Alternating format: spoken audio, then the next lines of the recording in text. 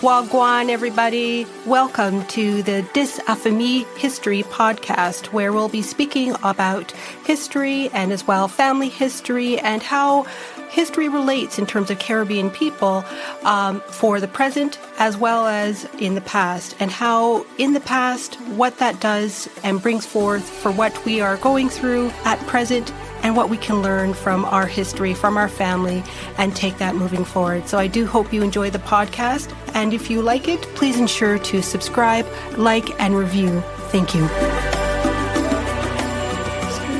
Of the Golden Rock Plantation and the transatlantic slave trade. They called it the Golden Rock, a tiny 8-square-mile volcanic island in the heart of the Caribbean that somehow became one of the wealthiest places on Earth. In the 18th century, the island of St. Eustatius was a global hub of commerce. Its harbor overflowed with ships, and its warehouses were packed with luxury goods. But how did this remote little rock get such a glittering name? And what was the brutal, unspoken price of all that wealth? This is a story of how a golden reputation was built on a foundation of unimaginable human suffering. It's a story of an island that became a critical piece in the brutal machine of the transatlantic slave trade, and how one plantation was at the dark heart of it all. To understand the Golden Rock, you have to look at its geography and the ambitions of empire. Long before Europeans arrived, the island was home to indigenous people. But in 1636, the Dutch West India Company claimed what they saw was an uninhabited island. What it lacked in size, it more than made up for with its strategic location. St. Eustatius, or Statia, as it's known, sits right at the crossroads of the Atlantic. The Dutch had a revolutionary idea. In an age where colonial trade was heavily regulated, they declared Statia a free port. This meant no taxes on imports or exports. It was a brilliant economic move. Suddenly, ships from all over the world, British, French, Spanish, and soon America, flocked to its shores. At its peak, more than 3,000 ships visited the island every year, a staggering number for such a small harbor. They came to trade everything you can imagine: spices, textiles, weapons, and rum.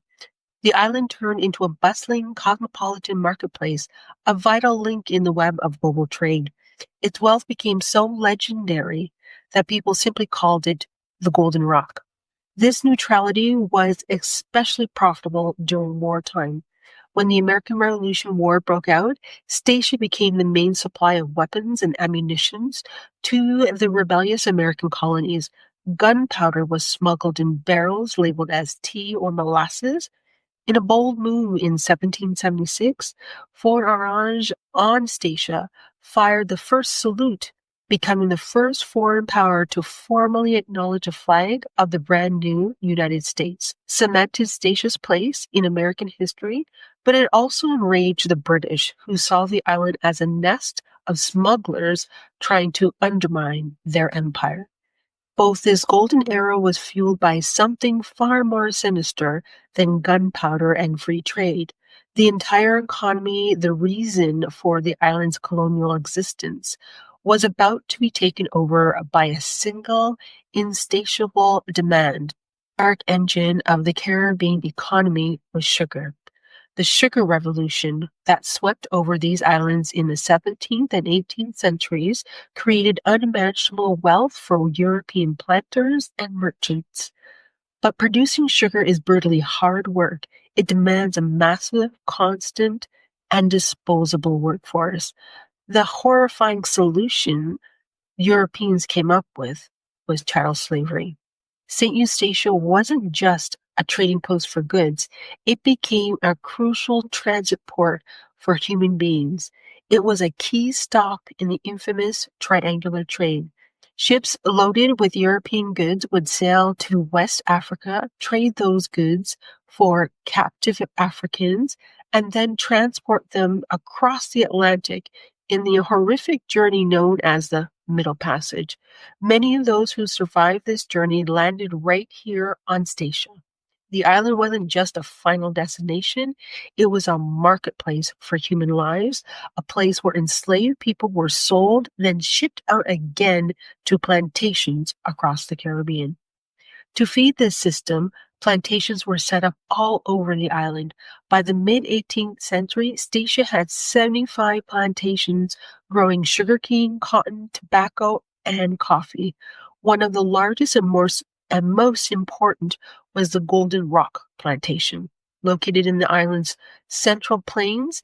Its name, ironically, was the same as the island's nickname, a daily reminder that the wealth being generated here was tied directly to the land and the people forced to work it. It was a brutal process.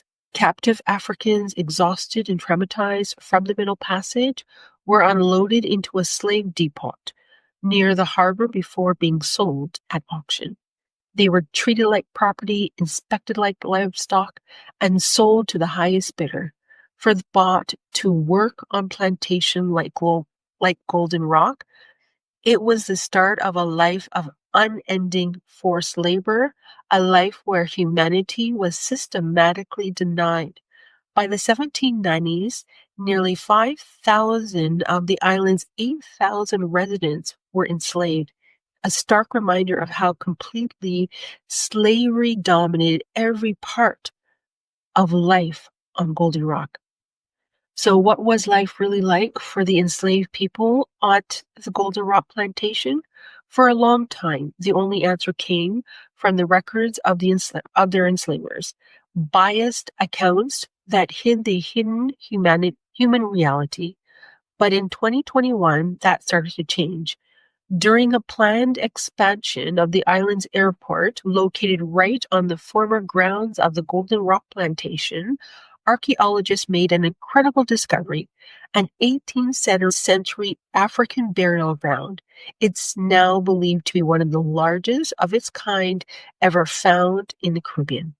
The excavation, though controversial because of the lack of community involvement that eventually led to its suspension, has opened an unprecedented window into the lives of the people who lived and died here. So far, the remains of dozens of individuals has been uncovered, men, women, and even infants. These weren't just numbers in a ledger. They were people. Their bones tell a story that the official documents never could. Initial analysis showed African descent. Crucially, archaeologists found individuals with modified teeth, a cultural practice common in West Africa. Plantation owners usually forbade these practices, which strongly suggests that these individuals were first-generation Africans, stolen from their homes and brought directly to St. Eustatius. They were buried with care, a final act of dignity in a life that offered them so little. Artifacts found in the graves give us heartbreaking clues about their world. Coffin nails suggest former burials, tobacco pipes, beads, and ceramic plates were buried with them, precious personal items they held on to. One of the most poignant finds was a 1737 coin with King George II of England on it, found resting on a coffin lid. These discoveries are giving a voice to the voiceless. Scientific analysis is still ongoing. Isotope analysis of the remains can reveal what they ate and even where they were born, confirming their origins in Africa. DNA testing can trace their lineage, while other studies can identify the disease and physical stress they endured. Burial ground confirms that even in the face of unimaginable brutality, these people held onto their cultural identities and their humanity. They resisted being dehumanized through their rituals, their traditions, and their connections to each other. The existence of this cemetery, hidden for centuries, is a powerful testament to their resilience. But it is also a sacred, somber reminder of the immense human cost of the island's golden age. The golden age of St. Eustatia was brilliant, but it was brief. After the first salute, British Admiral George Rodney sacked the island in 1781, looting its wealth and effectively shattering its economic power. The island never truly recovered, though it was passed between French, British, and Dutch 22 times over its history. Its time as a golden trading giant was over. The system of slavery, however, continued. It wasn't until July 1st of 1863 that the Netherlands officially abolished slavery in its colonies. For the thousands of enslaved people on Statia, including those at the Golden Rock Plantation, it was the beginning of a new uncertain era. Freedom didn't erase the deep scars left by the centuries of bondage. The economic and social structures built on slavery would cast a long shadow over generations to come. Today, St. Eustatius is a quiet island, a special municipality of the Netherlands with a small population. The once bustling lower town, with its rows of warehouses, now lies partly in ruins, a silent monument to a time gone by. The ruins of old plantations dot the landscape, slowly being reclaimed by nature, and at the site of the Golden Rock Plantation, a modern airport runway sits right next to a sacred burial ground, a stark contrast of a past and present. The discovery of the African burial ground was a turning point, but it also sparked a painful and necessary conversation. The initial excavations were stopped after protests from the local community who felt they hadn't been properly consulted about the handling of their ancestors' remains. It was later revealed that the archaeological group had deliberately misinformed the community, highlighting a deep disconnect. Then in 2023, the site of the enslaved village was severely damaged during construction work, a devastating loss of irreplaceable damage. This controversy highlights a crucial point. This isn't just history, it's living memory. The legacy of the Golden Rock and the transatlantic slave trade is etched into the island's identity, its culture, and its people. Recognizing this past and honoring the memory of those who suffered is a complex, ongoing process. Recently, the burial sites have gained recognition from UNESCO's Roots of the Enslaved People project, a step towards ensuring this history is researched and remembered with the respect and community involvement it deserves. The story of the Golden Rock is a story of global tragedy, told on a tiny island. It's a story of how the pursuit of wealth can lead to the deepest of human evils. It reminds us that behind abstract economic ideas like free trade and colonial prosperity were real people whose lives were stolen and whose stories were almost erased.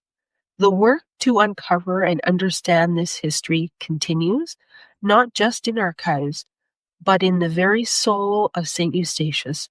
It's important to follow the ongoing archaeological work and the efforts by the community to preserve their heritage. The nickname Golden Rock was meant to signal wealth and prosperity, but today it serves as a somber reminder. It reminds us that the gold that built this island wasn't a mineral, it was the very lives of the thousands of enslaved Africans who toiled, resisted, and died there. Their story is the true, enduring, and invaluable legacy of the Golden Rock. Hoped you enjoyed this episode, and if you did, please make sure to like, follow, subscribe, and write a review for the episode wherever you listen to your podcast. Thank you.